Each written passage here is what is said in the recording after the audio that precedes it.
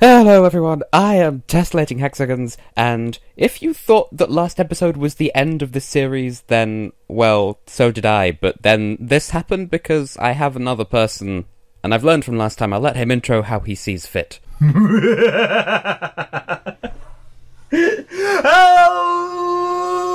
everyone, I'm AustinOnSugar, and, oh wow, that is peaking. Oops. Hi, okay, I'm here, we're talking about Klonoa, and I'm looking forward to it.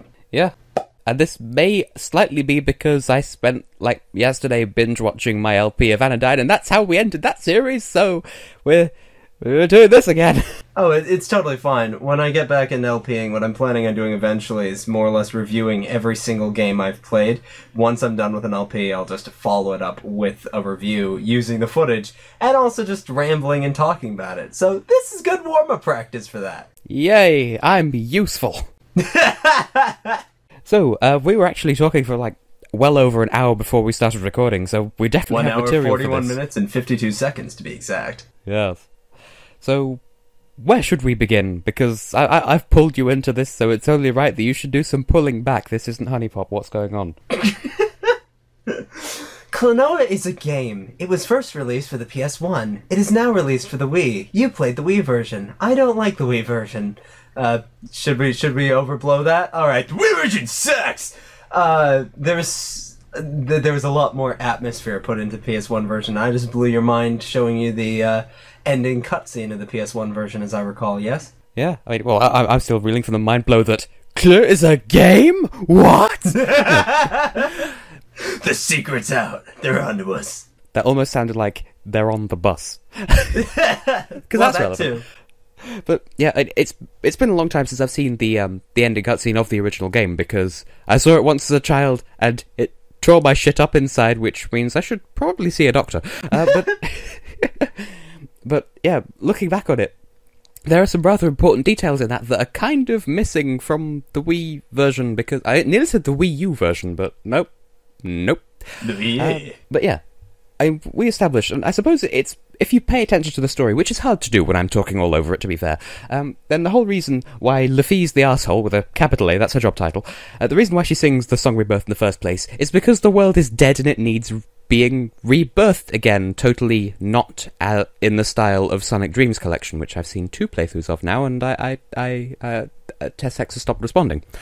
But sorry, I love that game a lot. So go on. I'm sorry. Please proceed.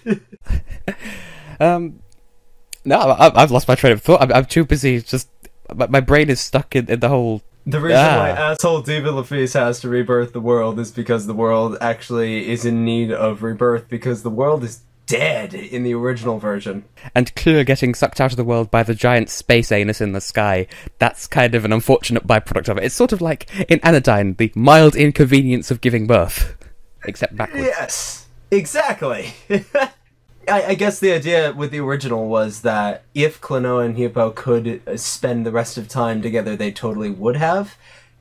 And Huepow wouldn't have been against that. The problem is that the world needed to be reborn. So of course the Diva Lephise was going to rebirth the world, because that's what her song does, that's her job, and it needed rebirthing. Is that the proper term? Sure. Probably not, but we'll roll with it. But in the Wii version, what do you mean the world needs to be reborn? We're already on Green Hill Zone. The first level. There are a couple of dead flowers, but we can replant them. I still don't see those. Maybe I just need to look harder, but I don't recall seeing anything that needed to be changed except that Klonoa existed, and they needed to go somewhere, and that's about it. And there are 2 things at play here. One of them, we discussed this earlier, but obviously not on recording, and that's why I'm bringing it up now, is this idea of, the people who made the remake were a bit not closely connected enough with the people who made the original, and so it almost seems like the people who made the original were like, here's our concept art, here are the assets we used in Lunati Lunatia, Palutina's Veil, go to town with it and make a remake of the original. And then they've taken it and be like, okay, things look cute, we'll make everything cute. And that's kind of what they did. And so it didn't register with them, the end cutscene, everything should probably look a bit more dead. And so they didn't. They were just like, the song Rebirth is going to bring these flowers back to life as a metaphor for having the world brought back to life. And in the original, like, the grass is literally all dead and shit. I think maybe I don't know. And then the other thing at play here that isn't quite, it's on a less technical, more of a story-driven level. It's that age-old thing of the life of one versus the lives of many. Lephise is doing her duty because everyone's dead, and presumably the song Rebirth would, undo all of the damage caused, for instance, by the waterfall of Jugpot being temporarily backwards, even though that seemed to fix itself after defeating Seedolf Hitler in battle. He does have a very angry German voice while you're fighting him, as I recall. At least in the original version. Dear, oh dear. Like, for instance, we take this to assume that that Grandpa, the character, and his exploded house would come back to life, although, come to think of it, the costumes menu in the remake is an exploded house, so either this takes place in a parallel timeline where she didn't sing the song after all, and that's why Clue is still there, or she sang the song and it didn't bloody work. Either that or houses are just immune to being reborn because they're houses. But I take it the implication to be everything's reborn, so the world's kind of purified. They've flushed it, poured a bit of bleach in there, given the world a little bit of a scrub, and that just means that Clue is an unfortunate limescale build-up who is flushed round the U-bend. Why does it always come down to weird toilet analogies with me?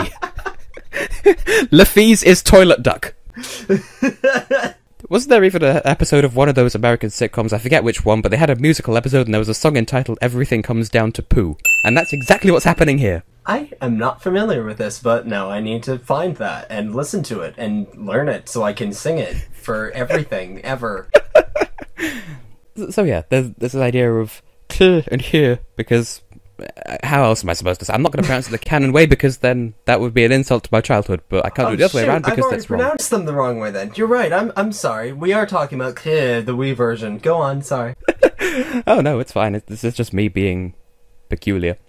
But it shows that the strength of their friendship, the fact that Hugh really doesn't want Clue to go after all. I'm completely destroying the mood here, but like again, this idea of one life versus many. He'd rather that. I mean, in an ideal world, if Lephise could do the thing, and then Clue not do the thing. I'm sorry. Like, he wants the world to be reborn, but he wants to keep Clue, and he'd rather have Clue than have the world be reborn, or perhaps that's taking it a bit too far.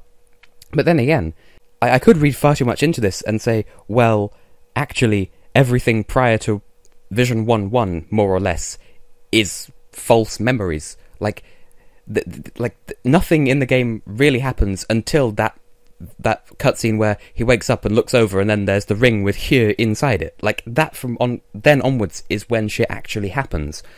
And, because in the ending cutscene, Hugh actually admits, everything you thought up to this point, apart from what was in this game, was actually just fake memories, which means that either, their friendship isn't as real as you would have thought, and perhaps that's just them trying to resolve it cutely, or Hugh has some sort of weird obsession with Claire, and oh, we've been together for 12 levels, now I would like to have your babies. Oh, by the way, I'm the Prince of the Moon Kingdom. Did I not mention that ham-fistedly enough earlier? I swear they're missing a couple S's on the end of that title. Anyway. I'm sorry, Huepow has never particularly struck me as male in any way, shape, or form in that game at all. Anyway. I never questioned it. Fair enough. I mean, granted, no character in that game besides maybe Gramps has a genuinely masculine voice. Even Ghadius technically doesn't. So, I mean, it makes sense, I guess. Everything's in a more whimsical world or whatever. I don't know. What about Baloo, who, his entire plot arc in the extra level is he's so straight that he got friend-zoned? That's actually a good point. Alright, so there's two masculine/male characters in the game, and everyone else is either gender neutral or is very, very female. Which is alright, which is totally cool. I like a world like that. Anyway! Not going to read into those connotations whatsoever, because I don't know where I'm going with this train of thought. I don't want to know where you're going with that train of thought. Regardless, yeah, no. As far as Huepow goes, as far as Hit goes, there's a lot of implications that he still cares for Kit quite a bit. regardless of whether or not that is out of guilt, which is kind of the impression I got, especially since I just finished the PS1 version the other day. In that version, here sounds more guilty than anything to have strung Kia along when he's such a good-natured, good-intentioned little rabbit cat Pac-Man thing. The fact is that he has shown kind of a selflessness towards the world around him. So to respond to that by saying, guess what? Your memories are fake and we're booting you out of this world. Congratulations. Just comes across as incredibly dickish, which obviously that was the point, is that it was a necessary evil that had to be done to save the world from Ghadius in general. I like that. That's a cool stream of thought to play with, and therefore made for a really, really interesting plot point to finish off the game on. I don't really think of Huepow as particularly caring for Klonoa so much as feeling bad for someone as wonderful as Klonoa to be so wrongfully punished as he was, as it were. That's at least my reading of it. At this point, my brain's going in two separate directions. One of them is kind of making the analogy that, like, to an extent, and this is probably going to be completely irrelevant to a lot of people who watch my videos, but, like, Klonoa, whatever you want to call him, kind of like, his situation makes me think, okay, it's sort of like an episode of Steven Universe, where, at the end of it, they're just like, sorry Steven, you don't really exist, then they kick him in the balls and he flies into space and explodes. And that's kind of what happens at the end of... There's this altruistic individual who tries to see the good in everything, and then at the end he just flies up into this space hole and dies. Well, he doesn't die. It implies that he wakes up and moves on to a different dream or whatever. The other train of thought I had is... I don't remember where I saw it, and again, this is completely irrelevant, but I saw a crack comic thing that was kind of half taking the piss out of the premise behind regular show, of all things, where, like, just humour me, both Austin and anyone else watching, if you're not familiar with the characters, but the two main guys, Mordecai and Rigby, they get accosted by their boss, Benson, and they simply tell him to fuck off, and then they start chanting fuck off, and then, like, suddenly something very similar to the ending of the game Klonoa starts happening, where this wind whips up, the sky gets a bit dark, and then this giant vagina with teeth opens in the sky, just sucks Benson in, and then just closes behind, and the onomatopoeia for it is fuck apostrophe D.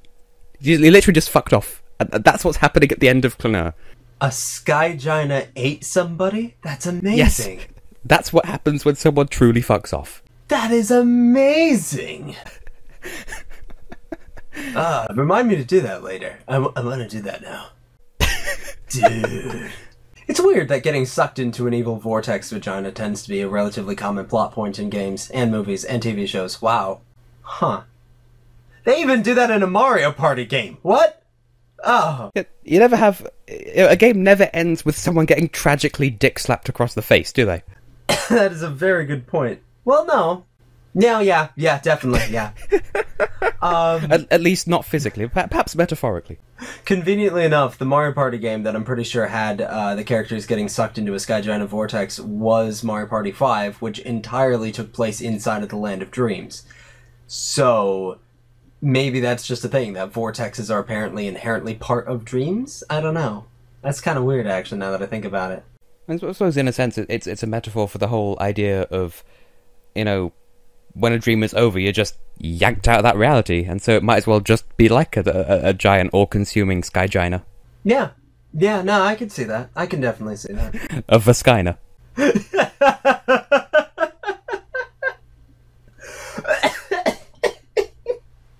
I'm gonna take a second to swallow that one. Well, okay then! Oh...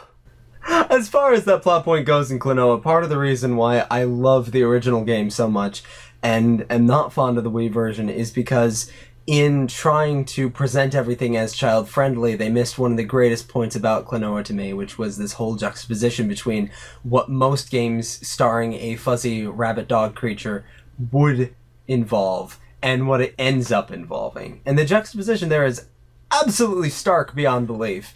And if you ever look up any footage of it, all you people at home, I know you have the internet. At least I would hope you have the internet, or are incredibly awesome and psychic somehow. If you ever look up anything from the original PS1 version of Klonoa, you'll find a lot of the time that a lot of the later levels were very grim, like incredibly grim, starting in World 6.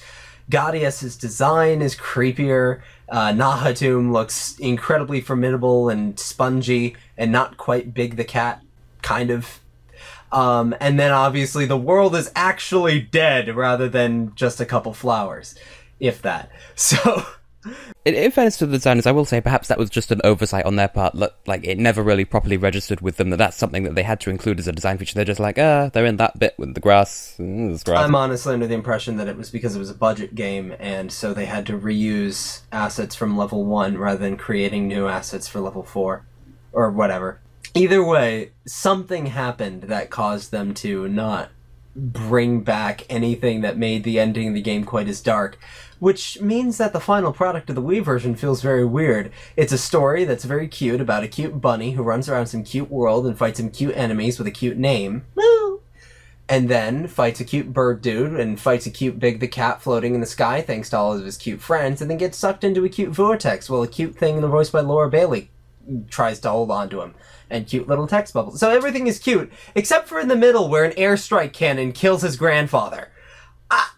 What? No! There's something about that one scene that feels so out of place in the Wii version just because it comes out of nowhere and then seems to be forgotten about almost instantly.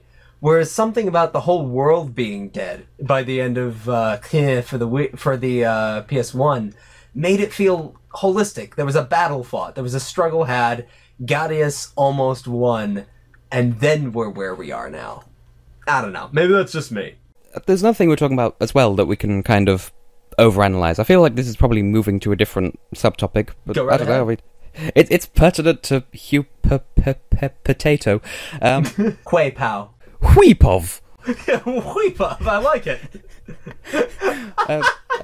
But yeah, I said earlier, but not on recording, it sort of felt like in the original, the way that the dialogue was split, because it does seem to be like the story was completely... Well, it wasn't taken word for word between the original and the Wii version. I can say that with all certainty. Yes. That in the original, like maybe Huepow did still have more dialogue relatively, but Klonoa still had some stuff of value to say, whereas in this, it seems more like an 80-20, 90-10 kind of split, where that 10 to 20% of bloody...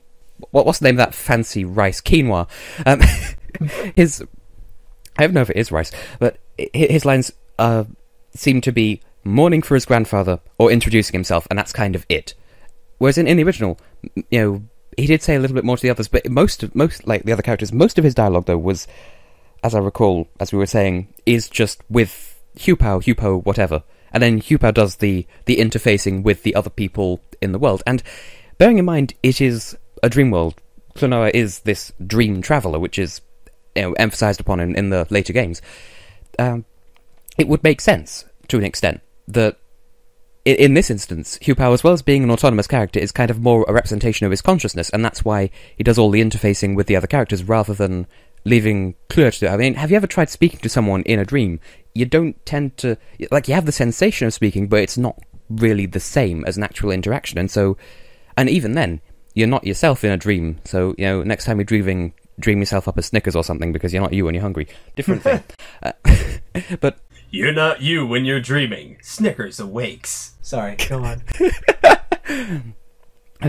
But, yeah, it's like having this different self, and if you think about it, Huepow is kind of like another Klonoa, but with a different background, with a, you know, raised as the Prince ? Of the Egg and Crest Sandwich Kingdom. And, you know, from that upbringing, he's still altruistic. He still has this, you know, desire to do good. And, you know, I don't know if I'm just trying to draw similarities and confirmation bias and whatnot, but they're almost as if they're the same character, but just having had a different life leading up to that point. And so to that extent, perhaps you could say, you know, you could spin it around and say, actually, oh god, I just had a brain moment. What if Klonoa is actually not a figment of Huepow's imagination, but a dream that Huepow had, and then used his Egg and Crest Sandwich powers to bring him from his own mind into the real world. Well, his real world anyway. We never really do learn Klonoa's origin, even in the other games. As far as I'm aware, anyway, every single game he is the Dream Champion, or the Dream Traveler, or the Dream Journeyer, or whatever. Like I mean, if you think about it, in Empire of Dreams, he didn't technically actually appear in that game at all, because the whole thing was just one long dream sequence by Ghadius. Yeah. Spoilers. Sure. There we go. So the idea that he travels between worlds or dreams or whatever, that begs the question of where was he originally dreamed up? Was he originally dreamed up? And we don't really learn that. So it could very well be possible that he is Huepow's creation, and that's it. You never know, though. I mean, if Klondike ends up getting a prequel game that we learn of his origin that has absolutely nothing to do with Huepow, then whatever. But I don't know. I'm tempted to believe I'd rather it just be either never touched upon or that kind of, dare I say, tragedy. Because I want to make some other comparison. This idea of, I'm sure it's happened before, this idea of you going through a game and then you get emotionally invested in the characters, and then at the very end, this one final plot twist. Everything's happy and safe. The day's been saved, but then this important character turns to you and say, "Well, yeah, but actually, you never existed." And then, poof. Don't you hate it when that happens? Every Wednesday for me. Jeez.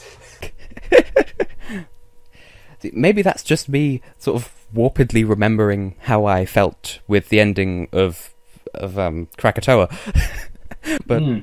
I feel like there's another game that did that. There's a couple movies that have done something like that. If it's not considered too much of a spoiler at this point, Bruce Willis being a ghost at the end of Sixth Sense is very similar. Look, that was spoiled for me halfway through the movie.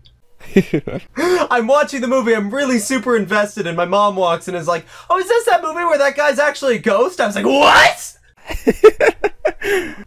But yes, that kind of a twist is honestly that the whole. I guess it's either an existential or nihilistic thing to realize that you personally have never existed or have existed on a different plane or something is such an absurd realization, But one thing I will pick up on that choice of words, though, is we were saying about the juxtaposition of the cutesy visuals and the tone of the story. As I pointed out, once you actually reach him as a boss, Ghadius has very little character development throughout the game until you get to the end. You hear his motivations, and actually, he's kind of an embodiment of nihilism in a sense. Because that's another facet to which nihilism plays a role in the game, despite it being all cute and ostensibly kid-friendly. There's this recurring theme of you don't exist, and you don't exist, and you don't exist, and nobody gets an exist. I think the best part about Ghadius is that he specifically says, "I know I exist, but the world has already rejected me, because this world doesn't like nightmares, and I'm the embodiment of nightmares. So if I cease to exist, I'm not losing anything. So I might as well take revenge while I'm at it." Which is actually kind of an interesting motivation for a character. And the fact that I'm running out of K words. Bloody a kayak potato. Like the fact that he of all people is opposing Ghadius, this hero who he recognizes as this strange dream, this dream who isn't even real, is more accepted by the world than this very real embodiment of nightmares, must particularly drive home this desire to, right, well, fuck this world then. I know it's been done before, but I always have a big reverence for cases where there's this big epic climactic battle going on, but your protagonist isn't aware of why it's super climactic. And I think it works really well here if you take that kind of an embodiment that Klonoa isn't really part of this world. He is this strange dream. He is this foreign concept that is accepted by the world insofar as no one's rejecting him, at least. And meanwhile, Ghadius is only served by a bunch of monsters and one really, really, really inept guy whose name keeps changing. I was going to say, he's literally served by a bunch of jokers. Exactly! So, as far as that goes, he is very much rejected by the world. That makes, for Ghadius at least, meeting with Klonoa and fighting against Klonoa is an extremely climactic moment for Ghadius, whereas it's just stopping the big bad in Klonoa's case. I'm trying to think of another game that does that, and the only thing I can think of that comes close, I believe, is Medieval. There's a point where you fight this big bad guy without realizing it, I'm pretty sure. But then again, I also haven't touched medieval in years, so I'm not going to pretend to have authority on that one. Likewise. And I think that's actually reflected rather well in the fight with Ghadius as well, because all these other bosses, you've kind of got this ongoing dialogue of, you can hit me, but I can also hit you, whereas with Ghadius, he has two phases. A very distinct attack phase, where if you fall into one of his portals, you're running on the outside the wheel, you cannot attack him in that phase, if I remember rightly. He's just attacking you, and even then, it feels like a fruitless effort on Klonoa's part, almost, because he's running against the flow of this wheel, but he can still overcome it. Whereas, I mean, in fact, it's almost like a 1 versus 3 Mario Party minigame at that point, because Ghadius is just there, implicitly spinning the wheel to try and get him, and also throwing attacks at him. And then there's the other phase, where he's attacking indirectly, and Klonoa can counterattack, and yeah. But the fact that he has this separate, distinct attack phase kind of really embodies this idea of what we were just talking about. One of my favorite things about Ghadius as a villain, and it's not something that, again, is ever brought directly to attention, but before you fight him, he is just a bunch of simple polygons. At least in the original version, he's just a bird head stuck on top of a guy's face, and he's got a cloak and gloves, and that's it. He kind of looks like Count Bleck in a lot of ways. I was going to say, looks a little bit like Wiseman. Oh, yeah, the Wiseman type look, where it's just a bunch of floating polygons shoved together that somehow forms... I am a cape, and inside I am space. Yeah, I really like that design, and I'm glad that it's been used multiple times and hasn't gotten stale yet.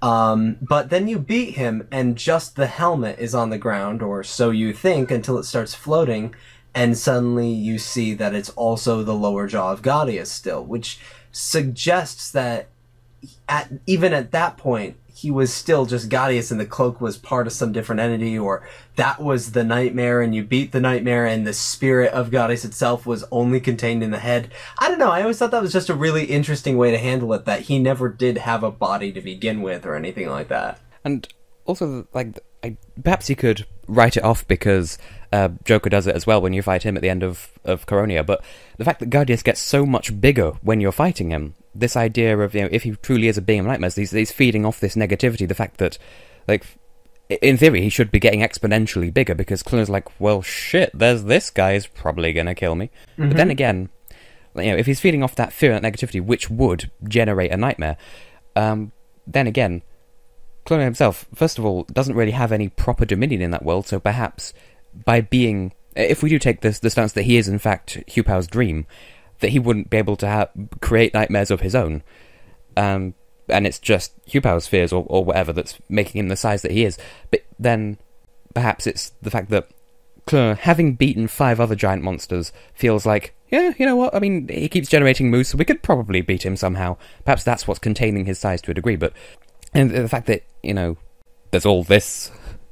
And I would be tempted to wonder what he looks like without the bird mask, if there even is anything under there. Like, is it just an identical shaped head but made of flesh, like it's a big jelly mold, or... Or you just take off the bird head and it's just the bottom jaw smiling at you. Or, like, if it's a load of, like, shrews on little bicycles, or if it's like a skull.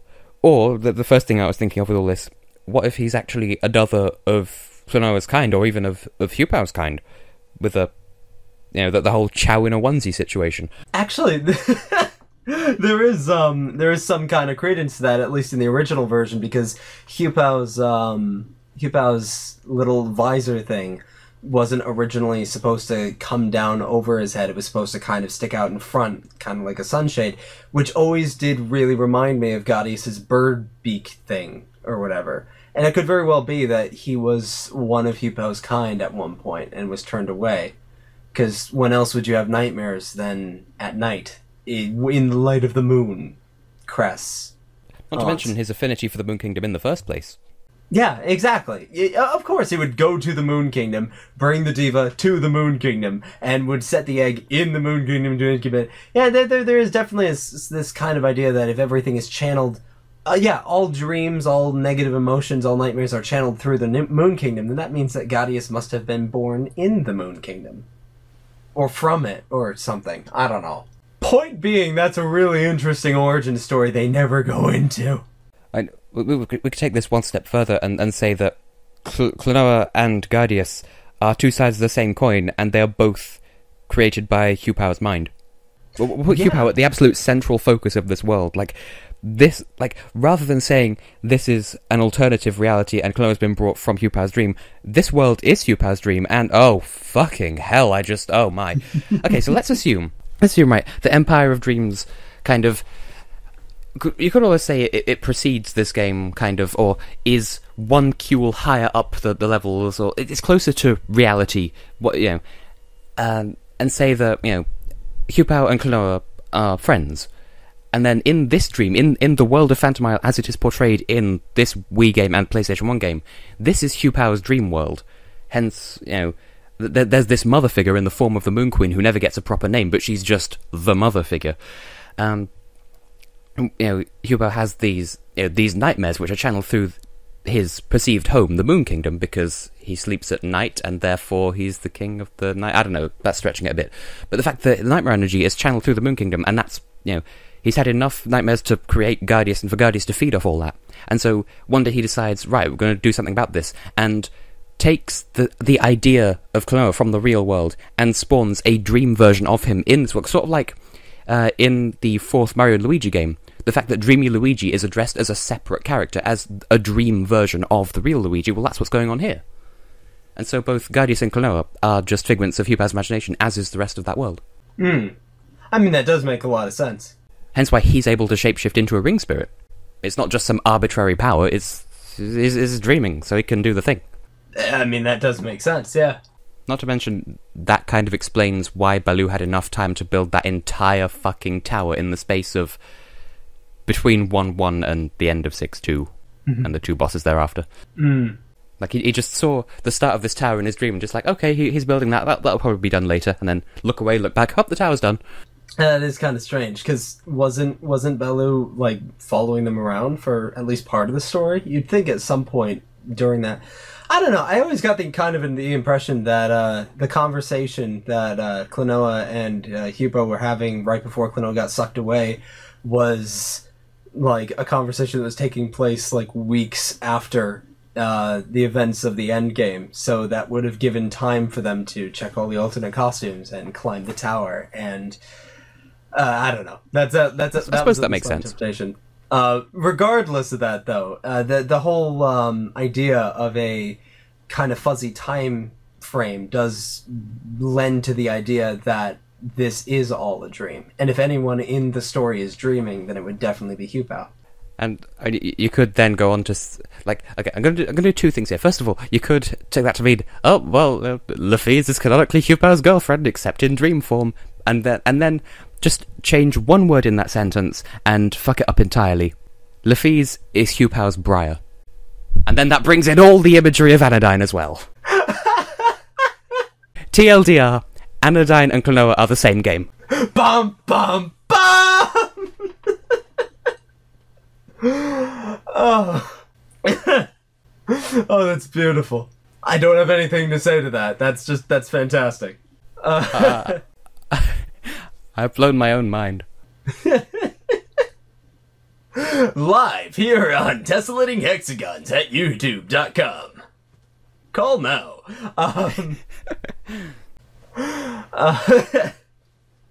I honestly don't have anything to add to that. That was beautiful. That's perfect. The end. We should probably call it there, especially since we've been going for over 35 minutes anyway. Wait, I'm not done yet. Two more things!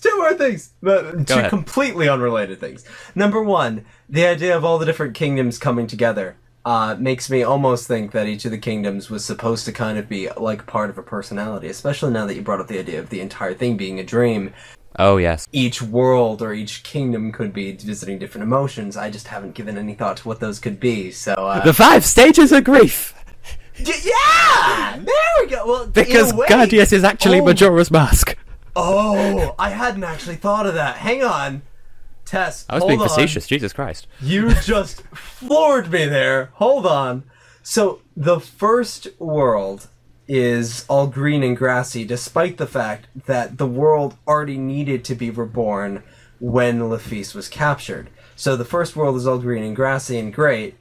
That would basically be denial, wouldn't it? Yeah. And two things that would work in favour of the next bit is like Forlock. First of all, the native people there, and that's not just me saying, that's not a slur. Like the people who are native to that region, first of all, they're kind of reluctant to welcome outsiders. Plus, their dialect is much more aggressive and hands-on because they have the words that they have to actually explain in the Wii version that they didn't bother to translate. The idea that this is where boomies are introduced, these enemies that explode. And you could say, it's kind of tying in with depression because the forests are dying. Yeah, but that gets fixed, doesn't it? Yeah, that is a bit iffy. I suppose the idea of returning water flow could be considered a form of bargaining. I don't know. That's where it kind of becomes a stretch, but wow. I can make some stretches there, teehee. The fact that, and it's bargaining, first of all, the idea of, exchanging the water, there's some sort of bargain there with the actual flow of water, but also the idea of, if you set me out of this cage, I will take you to the boss and you can do something about it. So you scratch my back, I'll scratch yours. I will, do something about this, and then, if I help you, maybe you'll be able to do something about this, yeah. Oh, and then returning home to Gramps is depression, and then afterwards Klonoa, get this, accepts what he needs to do, and that's why he doesn't call attention to the fact that, nowhere during anything in the Sun Kingdom does he say, I miss Gramps. It's I am a hero again, and now I need to go and save everybody, and that's about it. Oh, that's interesting.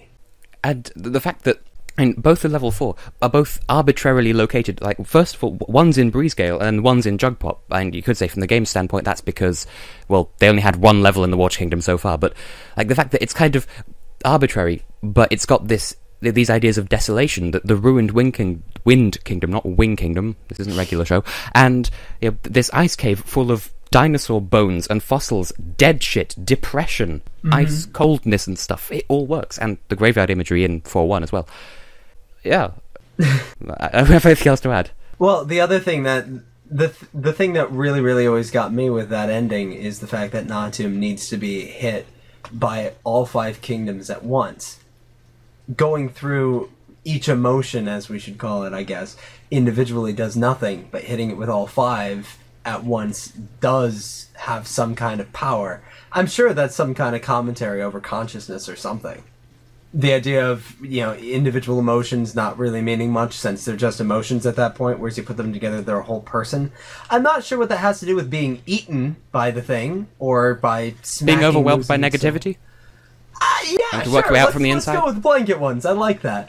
Either way, that makes Natu finally relevant, rather than just being the unspoken giant space flea from Nightmare or something that the game seemed to be directing him to be, which is... There are two things that I will point out that makes it furtherly relevant. And yes, it's Klonoa that's doing all the fighting, but if he didn't have Huepow, then it would be completely pointless. He wouldn't be able to pick up the enemies and put them into the cannons. And who delivers the last blow? I mean, yes, Klonoa fires the wind bullet, but it's Huepow that is the one that ultimately tackles Natum while he's down, and so that further adds to the idea of this is all Huepow's dream. In fact, to boot, the only thing Klonoa does, technically, is he throws the moves at the jewel inside of Natum's soul. Everything else is done by one of their friends, or by Huepow, which is very... It speaks a lot to how that game really isn't Klonoa's story. That's really interesting. And all this is metaphor for, we never see Huepow's father, do we? Huepow lost his father in the real world, and in all these kingdoms, these 5 kingdoms plus Klonoa are helping him grieve for it. Game theory, get on this! Also, I should go and have dinner, but we can wrap this up quickly. Yeah, that was literally the last tangent I had.